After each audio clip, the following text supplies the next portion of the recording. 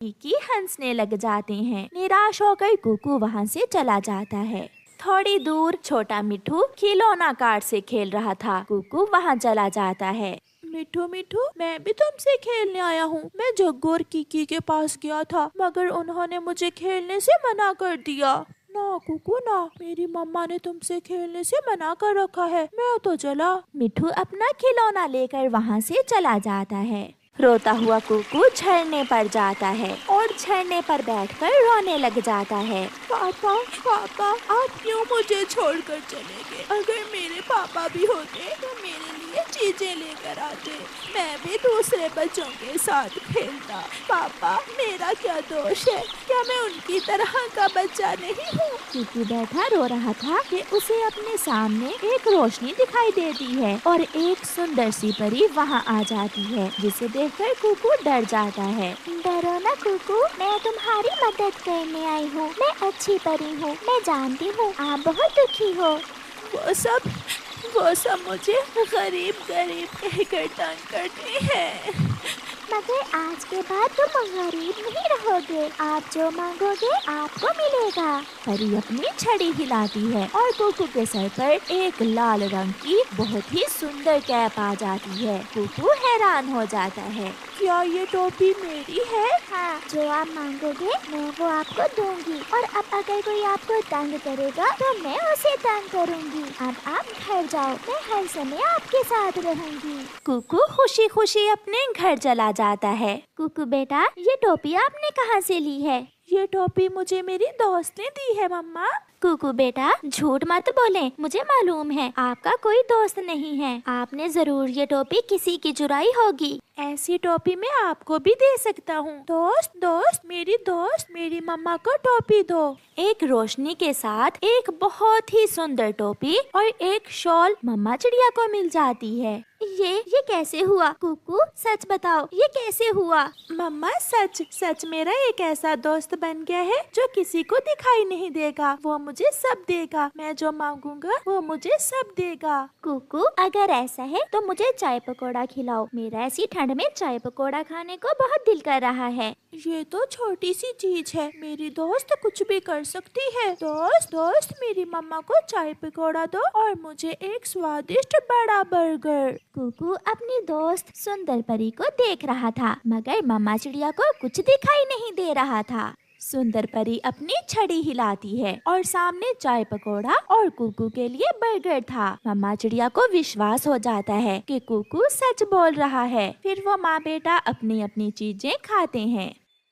दूसरे दिन कुकू एक बड़ा हवाई जहाज लेकर नदी पर जाता है और खेलने लगता है। कुकू, क्या मैं सपना देख रहा हूँ? तुमने ये हवाई जहाज किधर से लिया? ये तो सच में बहुत सुंदर है। ये मुझे मेरी दोस्त ने दिया है। ऐसा खिलौना एक गरीब पक्षी नहीं ले सकता। ये तुम मुझे दे दो। नहीं, ये मेरा है।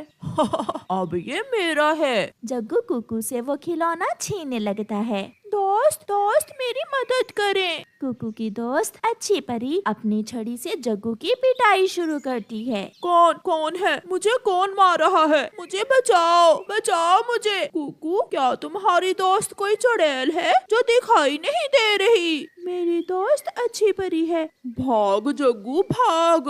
जग्गू भागता है और अच्छी परी उसे छड़ी से मार रही थी। कुकू तो जग्गू को भागता हुआ देखकर हंसे जा रहा था। दोस्त, अब ये जग्गू का बच्चा किसी को तंग नहीं करेगा। दोस्त, आपका घर कहाँ है? क्या आप मुझे अपना घर दिखाओगी? हाँ, क्यों नहीं। आओ, आप मेरे ऊपर बैठ जाओ। फिर कुकू परी के कंधों पर बैठ जाता है और अच्छी परी उसे पहाड़ों के उस पार ले जाती है, जहाँ की दुनिया बहुत सुंदर थी। वहाँ के फूल बहुत शानदार थे। कुकू सारा दिन अपनी दोस्त के साथ खेलता है और फिर शाम के अपने घर आ जाता है। मम्मा, कुकू की दोस्त ने मुझे मारा। मुझे बहुत मारा है उसने। जग्गू बेटा, कुकू का कोई दोस्त नहीं है, फिर किसने मारा तुम्हें? एक चुड़ैल। मम्मा, एक चुड़ैल है कुकू की नई दोस्त। वो चुड़ैल उसकी मम्मा ही होगी। मैं अभी जाकर पूछती हूँ उससे। गोरी एक छड़ी लेकर घर से निकलती है। मम्मा रुके मम्मा रुके। मगर उसकी मम्मा तो चली गई थी। मम्मा पीटेंगी, मम्मा भी पीटेंगी, मम्मा बहुत पीटेंगी। गंदी शक्ल वाले छोटे चिड़िया के बच्चे, जरा बाहर तो आओ। क्या हुआ गौरी, क्यों शोर मचा रही हो? चिड़िया, तुमने मेरे बेटे को क्यों मारा है? मैंने कब मारा है तुम्हारे बेटे को? मैं जग्गू को क्यों मारूंगी? दोस्त जल्दी आओ, वो गौरी आंटी मेरी मम्मा से लड़ाई करने आ गई हैं। कुकू की दोस्त अच्छी परी गौरी कव्वी को पूंछ से पकड़कर उल्टा लटका देती है। छोड़ो मुझे। चिड़िया, ये कैसा जादू है, मुझे छोड़ो। अब तो कुकू ही अपनी दोस्त को मना कर सकता है। फिर कुकू अपनी दोस्त से कहता है, दोस्त, गौरी आंटी को उसके घर छोड़ आए। अच्छी परी गौरी को उल्टा लटकाकर उसके घर ले जाती है। परी तो नजर नहीं आ रही थी, मगर गौरी कव्वी को उल्टा लटके जाता हुआ देखकर सब हैरान हो रहे थे। ये गौरी को क्या हुआ है? ये अपना मुंह जमीन की तरफ करके उड़ रही है। क्या ये पागल हो गई है? मुझे तो लग रहा है इसे किसी चुड़ैल ने पकड़ रखा है। छोड़ो मुझे, छोड़ो। ऐसे अच्छी परी गौरी को सजा देती है। फिर कुछ दिनों बाद ठंड बढ़ जाती है और चिड़िया का घर बहुत ठंडा हो जाता है। कुकू बेटा, मुझे बहुत ठंड लग रही है, कुछ करो बेटा। मैं अभी अपनी मम्मा को हीटर मंगवा कर देता हूँ। दोस्त जल्दी करें, मेरी मम्मा को एक जादुई हीटर दो। अच्छी परी वहाँ एक हीटर लेकर आ जाती है। फिर मम्मा चिड़िया सारी रात बहुत मजे से सोती है। बर्फ के दिनों में जब कहीं भी दाना ना था, कुकू अपनी दोस्त से दाना लेकर सारे पक्षियों को देता है। हर तरफ चिड़िया के बच्चे के चर्चे थे। अगर कुकू ना होता तो हम मर जाते। कुकू, क्या हमें भी दाना मिलेगा? क्यों नहीं आंटी, मेरी दोस्त सबके लिए दाना लाई है। मामा चिड़िया अपने बेटे से बहुत खुश थी। प्यारे दोस्तों, इस कहानी को लाइक करना बिल्कुल मत भूलना। आपका धन्यवाद। कई सालों से कालू कव्वे ने लॉटरी की एक टिकट संभाल कर रखी हुई थी। ये लॉटरी की टिकट तो मेरे काम की नहीं है, मैं इसे कहीं बेचकर कुछ पैसे ले लेता हूँ। कालू जी, ये टिकट तुम कहाँ लेकर जा रहे हो? मैं इसे बेचने जा रहा हूँ। कालू जी, मेरे पास 100 रुपए है, तुम मुझसे 100 रुपए ले लो और ये टिकट मुझे ही दे दो। जो टिकट मेरी नहीं लगी वो तुम्हारी कहाँ लगेगी? मगर गौरी कव्वी अपने पति कालू कव्वे से वो लॉटरी की टिकट ले लेती है। ऐसे ही कुछ दिन गुजर जाते हैं और फिर एक दिन गौरी कव्वी बाजार जाती है। वो अपनी लॉटरी की टिकट भी साथ ले गई थी। चाचा छमछम, ये मेरी लॉटरी का नंबर तो चेक करो, हो सकता है मेरा भी कोई इनाम लग गया हो। फिर चाचा छमछम गौरी से लॉटरी की टिकट लेकर उसे देखता है। बधाई हो गौरी, तुम्हारा तो पूरा 1 लाख का इनाम लगा है। ये सुनकर गौरी तो उछलने लगती है। 1 लाख? मुझे विश्वास नहीं हो रहा। फिर चाचा छमछम गौरी कव्वी को 1 लाख रुपए दे देता है। गौरी वो पैसे लेकर घर चली जाती है। कालू, मैं ना कहती थी मेरी किस्मत तुमसे अच्छी है, मेरा इनाम लग गया है, मेरा पूरे 1 लाख का इनाम लग गया है। ये सुनकर कालू कौवा भी उछलने लगता है। हम अमीर हो गए गौरी। हम नहीं, मैं अमीर हो गई हूँ। अब मैं यहाँ एक बड़ा और नया घर बनाऊंगी। मगर कालू, मेरे बड़े घर के पास चिड़िया का टूटा हुआ घोंसला अच्छा नहीं लगेगा। मैं अभी चिड़िया को यहाँ से भगा कर आती हूँ। गौरी भागी भागी चिड़िया के पास जाती है। छोटी चिड़िया, मैं अपना नया घर बना रही हूँ। बहुत बड़ा घर बनाऊंगी मैं। मेरा 1 लाख का इनाम निकला है। ये तो बहुत खुशी की बात है गौरी बहन। खुशी की बात तो मेरे लिए है, मगर चिड़िया अब तुम्हें यहाँ से जाना होगा, क्योंकि मेरे बड़े घर के पास तुम्हारा ये छोटा सा घोंसला मेरे घर की डेकोरेशन खराब कर देगा। ऐसे कैसे? मैं तो नहीं जाऊंगी। मैं यहाँ इस पेड़ पर कब से रह रही हूँ। अगर तुम ना गई तो मैं तुम्हारा घोंसला ही तोड़ दूंगी। गौरी बहन, लड़ाई ना करो, पहले जाकर अपना नया घर तो बना लो, फिर मैं भी चली जाऊंगी यहाँ से। मैं कबूतर के पास जा रही हूँ। फिर गौरी भागी भागी कबूतर के पास जाती है। सुन लो गंदी आँखों वाले, कान खोलकर सुन लो। अब क्या हुआ काली कलोटी? अब तो मैंने कुछ भी नहीं किया। मेरा इनाम लगा है, वो भी पूरे 1 लाख का, और मैं नया घर बना रही हूँ। तो बनाओ जाकर, मुझे क्यों बताने आई हो? इसलिए कि आज के बाद तुम अपनी ये गंदी गंदी आंखें लेकर मेरे घर के सामने से नहीं गुजरोगे। घर अभी बना नहीं और आगे मुझे घर के सामने से रोकने के लिए। मैंने कह दिया है, अगर तुम मेरे घर के सामने से गुजरे तो मार मार कर मैं बंदर बना दूंगी तुम्हें। पापा मुझे पैसे दे, मैंने पास वाले जंगल में मेला देखने जाना है। एक बार कहा ना मेरे पास पैसे नहीं है, तुम्हारी माँ आए तो उससे ले लेना। ऐसा कहते हुए कालू कौवा घर से चला जाता है। मेला तो मैं देखने जरूर जाऊंगा। ऐसा सोचते हुए जग्गू अपनी माँ का संदूक खोलता है। सामने पड़ा हुआ 1,00,000 रुपए देखकर जग्गू तो खुश हो जाता है। अब आएगा मजा। जग्गू सारे पैसे उठाकर घर से भाग जाता है। वो सीधा नदी पर अपने दोस्तों के पास जाता है। कुकू कुकू चलो चलो मेला देखने चले। यार जग्गू मगर हमारे पास तो पैसे नहीं है। ये देखो मेरे पास बहुत पैसे हैं। इतने सारे पैसे ये कहाँ से लिए तुमने जग्गू? क्योंकि ये पैसे मुझे मेरी मम्मा ने मेला देखने के लिए दिए हैं। फिर वो तीनों दोस्त मेला देखने चले जाते हैं। वो बड़े झूले पर बैठते हैं, वो नाव में बैठते हैं। चलो मैं आपको पानी पूरी खिलाता हूँ। फिर वो पानी पूरी खाते हैं, वो मिठाई खाते हैं। ये गरीब पक्षी है, इसे कुछ पैसे दे देते हैं। फिर जग्गू कौवा कुछ पैसे गरीब पक्षियों में बांट देता है। जग्गू तुम्हारे मम्मा पापा बहुत अच्छे हैं जो तुम्हें इतने सारे पैसे दिए मेला देखने के लिए। हाय मैं मर गई, कहाँ है मेरे पैसे? मेरे पैसे कहाँ हैं? इसी संदूक में तो मैंने रखा था अपना 1,00,000 रुपए। गौरी रोती हुई घर से भागती है। कालू कालू कहाँ है मेरे पैसे? मेरे पैसे कहाँ हैं? गौरी अपने पति के पास नदी पर जाती है। तुम्हारे पैसे? मुझे क्या मालूम, मैं तो सुबह से यहाँ हूँ। मुझे सीधे से बता दो, तुमने जरूर मेरे पैसे चुरा कर नशा किया होगा। गौरी मैं सच कह रहा हूँ, मुझे कुछ मालूम नहीं है। पूरे जंगल में तो तुम बताती फिर रही हो सकता है किसी ने चुरा लिए होंगे तुम्हारे पैसे। गौरी वहाँ से भाग जाती है। छोटी चिड़िया कहाँ है मेरे पैसे? जरूर तुमने चुराए हैं मेरे पैसे। गौरी बहन मैं तो अभी अपना भोजन लेकर आई हूँ, मुझे क्या मालूम, मैं तो तुम्हारे घर ही नहीं गई। मैं भी छोड़ूंगी नहीं, मैं पकड़ लूंगी जिसने भी मेरा 1,00,000 चुराया है। कबूतर के बच्चे गंदी आँखों वाले, चुपचाप मेरा 1,00,000 मुझे वापस दे दो। लो जी फिर आ गई। तुम्हें मेरे अलावा लड़ने के लिए कोई और नहीं मिलता पूरे जंगल में? कबूतर मेरे भाई प्लीज मेरे सपने ना तोड़ो। अगर तुमने मेरे पैसे चुराए हैं तो उसमें से 1,000 तुम रख लो और बाकी के मुझे वापस कर दो प्लीज। नहीं गौरी मैंने नहीं चुराए। सारा दिन पैसे खर्चने के बाद भी जग्गू के पास ढेर सारे पैसे बच जाते हैं। 1,00,000 तो खत्म ही नहीं हो रहा। जग्गू दोस्त अब ये पैसे तुम घर जाकर अपनी मम्मा को वापस दे देना।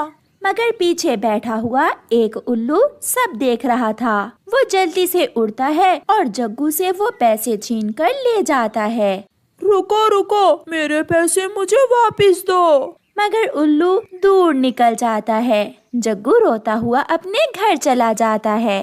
मम्मा बहुत मजा किया आज हमने। आज जग्गू ने मुझे और कीकी को बहुत एंजॉय करवाया। वो कैसे बेटा? जग्गू के पास इतने सारे पैसे थे, उसने हमें मेला भी दिखाया और चीजें भी खाने को लेकर दी। तो फिर इसका मतलब गौरी के पैसे उसका अपना बेटा ही चुरा कर ले गया है। जग्गू बता दो जग्गू बेटा, इस संदूक से पैसे तुमने ही लिए हैं ना?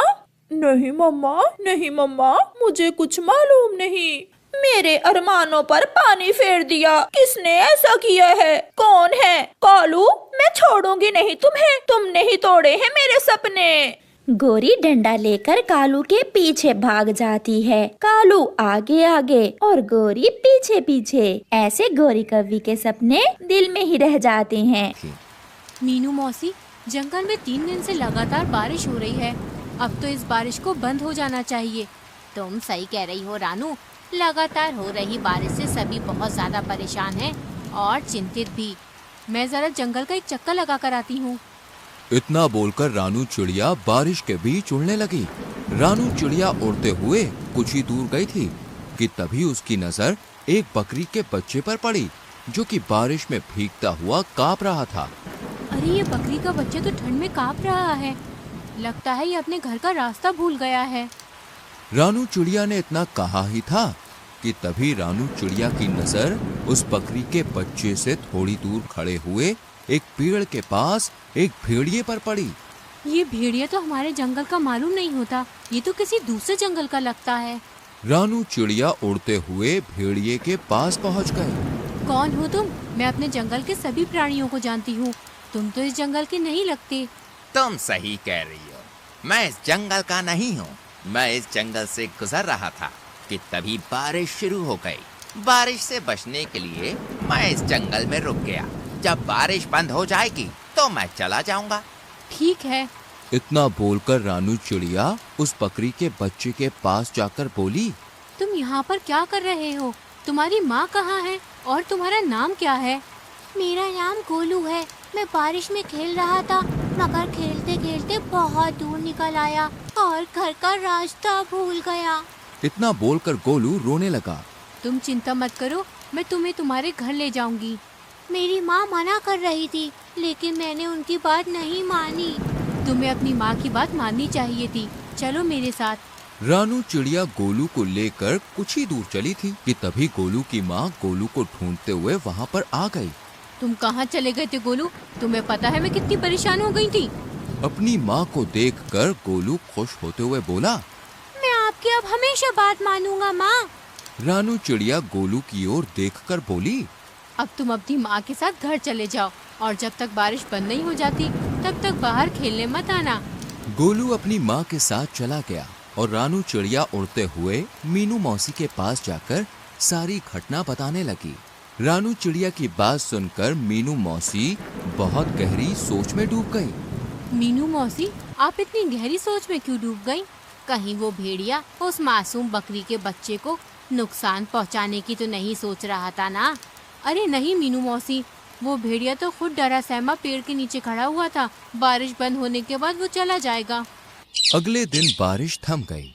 रानू चिड़िया धूप का आनंद ले रही थी कि तभी मोनू चिड़िया वहाँ पर आकर रानू चिड़िया से बोली, अरे रानू, तुम यहाँ आकर बैठ गई हो और वहाँ पर बेचारी एक बकरी फूट फूट कर रो रही है।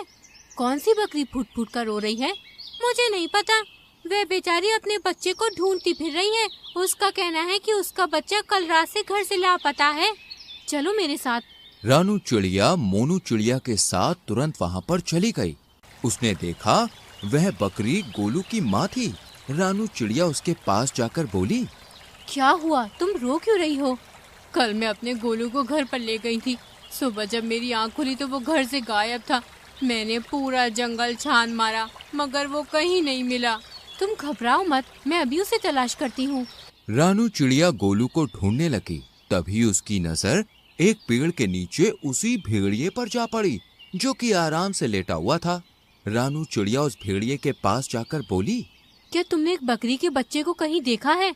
वही बकरी का बच्चा जो कल बारिश में भीग रहा था। मैंने किसी बकरी के बच्चे को नहीं देखा। वैसे तो तुम कह रहे थे कि बारिश होने के बाद तुम यहाँ से चले जाओगे। हाँ, चला जाऊंगा। तुम तो ऐसे बोल रही हो जैसे कि इस जंगल की राजा हो और यहाँ पर तुम्हारा ही अधिकार चलता है। अरे मेरी जब मर्जी होगी मैं यहाँ से चला जाऊंगा। रानू चिड़िया अपने मन ही मन में बोली, मुझे तो इस भेड़िए पर शक हो रहा है। मुझे जंगल के राजा शेर से इसकी शिकायत करनी होगी। रानू चिड़िया जंगल के राजा शेर के पास चली गई और सारी घटना बताती हुई बोली, मुझे उस भेड़िए पर शक हो रहा है। तभी शेर क्रोधित होकर रानू चिड़िया से बोला, इसका मतलब वो भेड़िया सही बोल रहा था। तुम हमेशा जंगल के प्राणियों के खिलाफ मेरे कान भरती रहती हो। ये आपको क्या हो गया महाराज? तभी रानू चिड़िया ने देखा वो भेड़िया गुफा के दूसरे हिस्से से निकलकर गोलू के साथ वहाँ पर आकर शेर के सामने खड़ा हो गया है। रानू चिड़िया हैरत से इस दृश्य को देखने लगी। महाराज, जब मुझे पता चला कि ये बकरी का बच्चा कल से गायब है तो मैं जंगल में उसकी तलाश के लिए निकल गया। मगर मैं जानता था कि ये रानू चिड़िया मेरे खिलाफ आपके कान जरूर भरने आएगी, इसलिए मैंने आपको पहले ही सब कुछ बता दिया था। महाराज, इस रानू चिड़िया के कारण ही दूसरे जंगल का कोई भी प्राणी आपके जंगल में नहीं आता। शेर रानू चिड़िया की ओर देखकर बोला, और तुम कह रही थी कि इस भेड़िए ने बेचारी बकरी के बच्चे को मार डाला, मगर ये तुम्हारे आने से पहले ही इसे यहाँ सही सलामत ले आया। तुम्हें अब सजा मिलेगी, तुम्हें जेल में डाल दिया जाएगा। इतना बोलकर शेर ने अपने सिपाहियों को आदेश दे दिया और रानू चिड़िया को एक पिंजरे में बंद कर दिया। शेर भेड़िए की ओर देखकर बोला, तुम्हारी जब तक मर्जी हो तुम यहाँ पर रह सकते हो। भेड़िया खुश होकर वहाँ से चला गया। इधर मोनू चिड़िया इस सारे दृश्य को देख रही थी। वह तुरंत मीनू मौसी के पास पहुँच गई और सारी घटना बताते हुए बोली, कुछ कीजिए मीनू मौसी, जंगल के राजा शेर ने रानू चिड़िया को बंदी बना लिया है। मीनू मौसी गहरी सोच में डूबते हुए बोली, जब रानू चिड़िया ने मुझे बताया था कि वो भेड़िया एक पेड़ के नीचे खड़ा हुआ उस बकरी के बच्चे को देख रहा था, मुझे तभी कुछ न कुछ गड़बड़ लग रही थी। जो भी हो, लेकिन आप कुछ भी करके रानू चिड़िया को उस पिंजरे से बाहर निकालिए।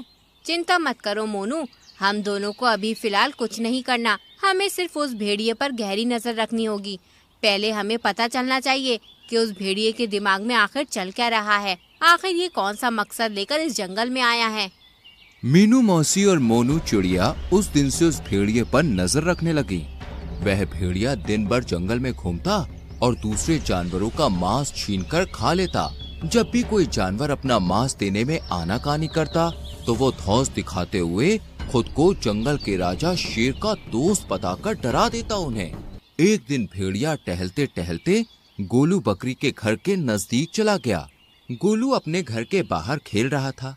भेड़िया उसे अजीब सी नजरों से देखने लगा, मगर उसे नहीं पता था कि मीनू मौसी उस पर नजर रख रही है।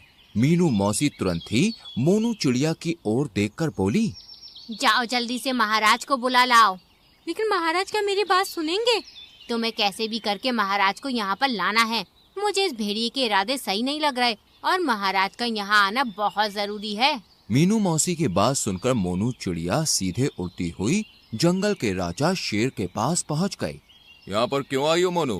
महाराज, आपको अभी और इसी वक्त मेरे साथ चलना होगा। मुझे अब चिड़ियों पर भरोसा नहीं रहा। सोच लीजिए महाराज, कहीं ऐसा ना हो कि आगे जाकर आपको अपने फैसले पर पछताना पड़े। लेकिन तुम मुझे कहाँ ले जाना चाहती हो? आप मेरे साथ चलिए और आप अपनी आंखों से देख लीजिए कि मैं आपको क्या दिखाना चाहती हूँ। शेर राजा मोनू चिड़िया के साथ सीधा उस जगह पर चला गया। तभी मीनू मौसी शेर राजा के पास आकर बोली, महाराज, उस पेड़ के पीछे छुप जाइए और स्वयं अपनी आंखों से देख लीजिए। मीनू मौसी के कहने पर शेर राजा पेड़ के पीछे छुप गया। भेड़िया गोलू के करीब आकर उसे देखते हुए बोला, आज तुम्हारा मांस खाने का मन कर रहा है मुझे। ये क्या कह रहे हैं आप? पिछली बार जब मैं खो गया था तब आप ही मुझे महाराज के पास ले गए थे और मेरी माँ के पास छोड़कर आए थे। मूर्ख बकरी के बच्चे, वो तो मेरी सिर्फ एक चाल थी। मैं जानता था कि इस जंगल में रानू चिड़िया सबसे ज्यादा तेज दिमाग की है। मैंने उसे फंसाने की योजना बनाई थी। मैं कुछ समझा नहीं। जब तू सो रहा था ना, तब मैं चुपके से तुझे अपने मुंह में दबाकर जंगल के दूसरे हिस्से में छोड़ आया था और फिर खुद ही तुझे जगाकर महाराज के पास छोड़ आया। और जंगल के इस मूर्ख शेर ने रानू चिड़िया को ही दोषी मान लिया। लेकिन अब मुझे कोई खतरा नहीं। अब अगर मैं तुझे खा भी जाऊंगा तो जंगल का राजा शेर कभी विश्वास नहीं करेगा। तुझे खाने के बाद मैं जंगल में अपनी मनमानी शुरू कर दूंगा। इतना बोलकर भेड़िया गोलू बकरी के बच्चे के ऊपर हमला करने वाला था कि तभी शेर दहाड़ता हुआ वहाँ पर आ गया। शेर को दहाड़ता हुआ देखकर भेड़िया पूरी तरह से घबरा गया। अच्छा, तो ये थी तुम्हारी चाल? तुमने जंगल की सबसे ज्यादा समझदार और मेरी विश्वसनीय पक्षी को मेरे ही हाथों बंदी बनवा दिया। मैं तुम्हें जीवित नहीं छोड़ूंगा। इतना बोलकर शेर ने भेड़िए को उसी समय मार दिया और मीनू मौसी की ओर देखकर बोला, मुझे क्षमा कर दो मीनू मौसी, मुझसे गलती हो गई। कोई बात नहीं महाराज, वो भेड़िया बहुत ही ज्यादा चतुर था और उसने अपनी चतुराई का फायदा उठाकर आपकी आंखों में विश्वास की पट्टी बांध दी थी। शेर राजा ने रानू चिड़िया को आजाद कर दिया, लेकिन इस बार सबकी हीरो मीनू मौसी बन गई। तो ये थी हमारी आज की कहानी। साथ ही वीडियो को लाइक करें और चैनल को सब्सक्राइब करना ना भूलें।